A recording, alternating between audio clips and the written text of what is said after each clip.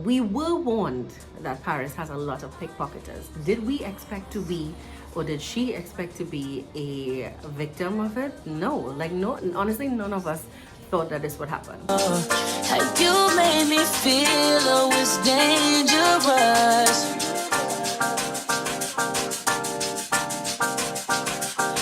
Oh, you know. Hi guys, welcome back to the channel. It's your girl Chanel, the Living Dolly. What's up? I hope everybody's having a great weekend, and welcome to a brand new story time, a travel story time. Let's go. So yes, we are in a new location. I'm outside in my porch right now because inside is super hot, and I just feel like if it's time for a little change of scenery. It's nice to just be outside and be chilling and relaxing. Although I do apologize if it is you'll hear any kind of noise right now. My neighbor may be having some kind of party and there's always cars passing the road, but let's not pay attention to that. Let's just listen to this crazy story time. All right, so let's get straight into it. Okay, so as many of you may know, my sister celebrated her golden 28th birthday last month. Month before, February 28th, which is literally the last day of February, right? So we practically were vacationing for the first 2 weeks of March. One of the places that we went to was Paris, France, a definite dream location, bucket list destination. I was so excited to be there. We wanted to do a whole lot more. However, there was a mishap that happened that kind of put a little bit of a kink into things, but did not stop us from enjoying ourselves. We honestly had a great time. If you missed any of my travel vlogs, I have 2 of them, my Morocco as well as my Paris and London travel vlog condensed into one. So go check that out. It will be linked in the description box down below. Right? And if you're interested in these glasses, I hope you check out my upcoming weekend vlog on Monday at 8 p.m. because you'll need to know about this. Anyway, so let me tell you what exactly happened. So it's officially our first day in Paris. Everyone is super excited, of course, because it's Paris, y'all. We have so many plans. So we decided our first stop is going to be the Carnival Museum, right? It is full of a lot of historical nature. Like, there is a lot. Everything that happened in Paris, France, they captured it. Very beautiful, extremely scenic. So we are about to leave and we're heading to, let's say, a restaurant, because we were trying to figure out, like, okay, where can we dine that is nice and exotic, still budget friendly, because I mean, you don't want to spend all your money, right? And one of our friends realized that she can't find her purse. Now her purse is basically a passport holder that she has in one. So it has her credit cards, it has money, as well as her passport. So we're just like, no. So at the dinner table, we're getting ready to pay, and she recognizes I don't have my purse. I don't have my entire wallet with my passport holder and everything. And that is where she normally stores the stuff that I just told you, right? So I'm just like, no, like this can't be happening. So just to make it easy, one of us pays for her and we get ready to go home because we're thinking it has to be home. Now here's the thing, deep down inside, I think we all knew that it could not have been home because she had been using it earlier in the day. So where is it? Now she was wearing a crossbody bag, like right across her body here. And like, I mean, for the most part, now my bags are mainly like handheld. I just prefer it that way. I'm not a huge fan of holding bags like across my body like that. I don't know, I'm just kind of weird like that. I just prefer to hold them in my hand, so I didn't have an issue. But we were warned that Paris has a lot of pickpocketers. Did we expect to be, or did she expect to be a victim of it? No, like no, honestly, none of us thought that this would happen. Anyway, so the closer we are getting to home is more when the panic is starting to set in, and then rain starts to fall, and she and I are like running to our Airbnb because it's like we just need to know that it's there. We get upstairs because the entire time we're just like, it has to be there, it has to be there, it has to be there, knowing probably at the back of our heads that she was with it for the rest of the day, well, the beginning of the day. So where could it be? We get there now, it's not there. We are literally like looking everywhere we can. Now please remember this, we are only in Paris for 4 days. So this is our first official day. We cannot find this. So immediately my sister goes into travel agent mode, which means she will be able to find out how do we get another form of passport or travel documents, because you're going to need this to travel. There's no way about that. And remember, we're not going home right after. We're going to London after, right? So we're just like, okay, then what do we do? So literally the following day, our second day in Paris, was just filled with us trying to figure out what to do, because it's like, okay, then how do we handle this? So my sister gets on the phone. She actually knew some people who lost 4 passports in one bag when they were, I believe, in Greece years ago. So she contacted that person and tried to figure out how to do it. Now here's the thing that is so crazy. There is no consulate for Trinidad in Paris, France. The closest consulate for Trinidad, right, in any kind of issue that Trinis will have to be in London. So my sister got the information of some people who can help her out, and she also got some information for herself, right? And everybody is basically saying that there's no way you're getting this. Like, this is, I believe, Wednesday, and we are leaving Paris Friday night at 8 p.m. And they are telling her that there's no way you're gonna get these travel documents, the travel replacement document, in time. There's no way. So you might as well just forget that. But you have to remember something. She's not traveling alone.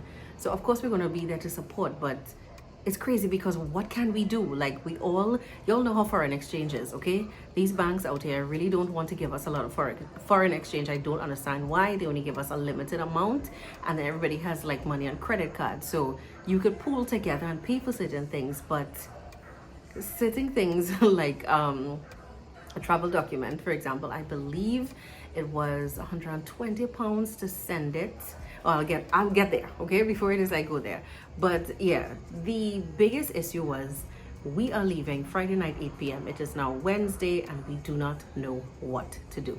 So what happens next? Now I have to give her a lot of credit, because for the most part she handled it like a boss. Like, she was actively trying to help herself. I know if it was me, I would have totally just disintegrated. I would have fell into shambles. Like, I don't know what it is I would have done. Like, I would have been a mess.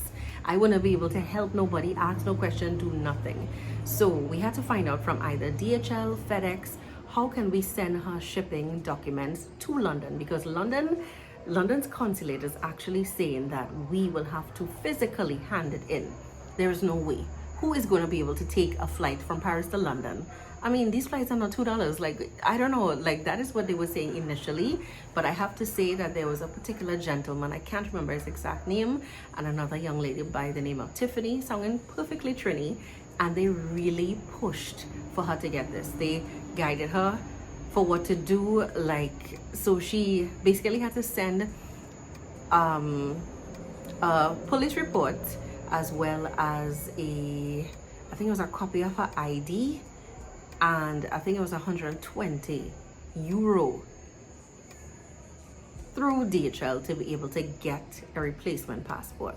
Now this was like a waiting game, and she was basically like a ticking time bomb, because I mean, you need to know, because all she's thinking to herself is, I don't want to be stuck in Paris by myself and everybody else is gone, right? So she did get, because luckily, and this could only be God, right opposite there is a internet cafe. So she got her passport size photos. There was a DHL like not that far away. Like, everything was, and I have to say credit as well to my sister, in an area where it was conducive to be able to get these things in a timely fashion. So the DHL, she had to pay 120 euros, and you know, we pulled together for what it is we could have. And her family also chipped in. Like, everybody did what they could to be able to get her these documents. It is now I mean, we went to the Eiffel Tower. She was not in the best of moods, but I'm telling her, I'm just like, girl, when next are you gonna be in Paris, France? Like, let's try to enjoy it as much as possible. I know this is a lot easier said than done, because if it was me, my eyeliner would have been, my whole face would have been black. I would have just been crying. Like, it no sense wearing any makeup, because I would have been a mess. But she really, like, I admire that about her. Like, her spirit was like a fighting spirit. She's just like, listen, I'm going down till the end. Let me see if I could get this. If it is I don't, we'll deal with that. But for the most part, she did have her moments where she broke down and cried, because all she's saying is, I don't want to be stuck here. I don't want to be trapped here. And she explained to the consulate, right, the girl by the name of Tiffany, can't remember her last name, but she was extremely helpful and sweet, because she explained to her that all her money and her cards are in that passport holder. She actually sent her dinner one of the nights. I thought that was so nice. I was like, oh my gosh, that is so nice of them, because you didn't have to do that. A lot of people would just be like, well, girl, what are you gonna do? Like, you just gotta wait and see. They kept trying to be as realistic with her as possible and letting her know, listen, there's a very high possibility you're not gonna get this in time, but she got it in time. And I was just like, oh my God, like, wow, that is totally Jesus. Like, in no way. Nobody normally on an everyday basis gets a replacement travel document to not only be able to travel back home, but travel to another destination in a time frame of like 2 to 3 days. It does not happen.